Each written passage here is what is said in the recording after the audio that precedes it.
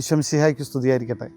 അങ്ങനെ വീണ്ടും ഓഗസ്റ്റ് 15 ആഗതമായി, നമ്മുടെ നാടിൻ്റെ സ്വാതന്ത്ര്യദിനം. ഈ സ്വാതന്ത്ര്യദിനത്തിൽ നമ്മൾ പരിശുദ്ധ അമ്മയുടെ കരേറ്റ തിരുനാൾ, സ്വർഗാരോപണ തിരുനാൾ ആചരിക്കുന്നു. രണ്ടും തമ്മിൽ ഒരുപാട് സാമ്യമുണ്ട്. അത് ദൈവഹിതമാണ്. ഈ ദിനത്തിൽ തന്നെ നമ്മൾ ഭാരതീയർക്ക് സ്വാതന്ത്ര്യത്തിൻ്റെ വലിയ ഉൾക്കാഴ്ച നൽകുന്ന ഈ തിരുനാൾ കൂടി ആഘോഷിക്കാൻ കഴിയുന്നു എന്നത്.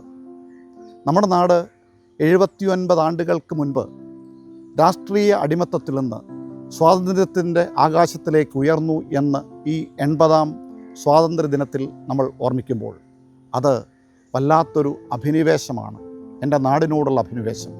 സ്വാതന്ത്ര്യം എന്ന് പറയുന്നത് എന്തും ചെയ്യാനുള്ള സാഹചര്യമാണ് എന്ന് ചിലപ്പോഴെങ്കിലും നമ്മുടെ ഉള്ളിൽ ഒരു തോന്നലുണ്ടായേക്കാം.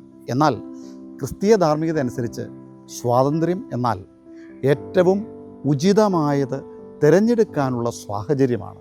അതുകൊണ്ടാണ് ഈ ദിനത്തിൽ പരിശുദ്ധ അമ്മയുടെ സ്വർഗാരോപണ തിരുനാൾ വളരെ പ്രസക്തമാകുന്നത്. അവൾ ആത്മീയ സ്വാതന്ത്ര്യം നേടിയ ആളാണ്. ഏത് സാഹചര്യത്തിലും ഉയർന്ന ചിന്താഗതികൾ വെച്ച് പുലർത്താനുള്ള എല്ലാ സാധ്യതയും മനുഷ്യനുണ്ടെന്ന് നമ്മെ ഓർമ്മപ്പെടുത്തുന്നു പരിശുദ്ധ അമ്മയുടെ സ്വർഗാരോപണ തിരുനാൾ. ഈ സ്വാതന്ത്ര്യ ദിനത്തിലും പരിശുദ്ധ അമ്മയുടെ ഈ തിരുനാൾ ദിനത്തിലും നമ്മുടെ മനസ്സിൽ സൂക്ഷിക്കേണ്ട ഏറ്റവും പ്രബലമായ ചിന്ത നമ്മൾ സഹോദരൻ്റെ കാവൽക്കാരനാണ് എന്നതാണ്. ഞാൻ എൻ്റെ സഹോദരൻ്റെ കാവൽക്കാരനാണ് എന്ന ബോധ്യത്തിൽ എൻ്റെ ചിന്തകളും എൻ്റെ ഇടപെടലുകളും ക്രമീകരിക്കപ്പെടുന്നിടത്ത് എല്ലായിടത്തും സ്വാതന്ത്ര്യം സഹജമാകും, ദൃശ്യമാകും.